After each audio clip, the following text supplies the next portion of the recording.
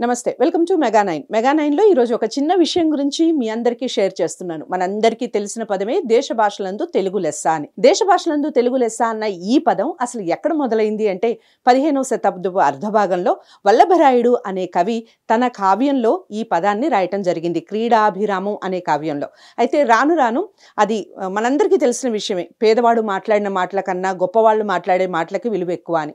ఒకరోజు ఒక సభలో పోర్చుగీస్ వారు, మాకు హిందీ తెలుసు, ఇంగ్లీష్ తెలుసు, తమిళం తెలుసు, ఈ భాషలన్నీ చాలా బాగుంటాయి, వినడానికి బాగుంటాయి, మాట్లాడటానికి బాగుంటాయి అని ఇంగ్లీష్లో సంభాషించుకుంటున్న సమయంలో శ్రీకృష్ణదేవరాయలు అక్కడ ఈ క్వశ్చన్ వేశారు, దేశ భాషలందు తెలుగు లెస్సా అని. లెస్సా అంటే LESSA అని అనమాట. సో అక్కడ తక్కువ అన్న పదాన్ని అలా వాడారు శ్రీకృష్ణదేవరాయలు. అది రాను రాను వాడుక భాషలో దేశ భాషలందు తెలుగు లెస్సగా మారింది. సో తెలుగు భాష ఎంత గొప్పదో ఖండాంతరాలు దాటింది, అందరూ ఈ పదాన్ని ఎక్కువగా వాడుతూ ఉన్నారు. తెలిసిందా ఇప్పటికైనా తెలుగు భాష ఎంత గొప్పదో? ఈ విషయాన్ని అందరికీ షేర్ చేయండి మరి.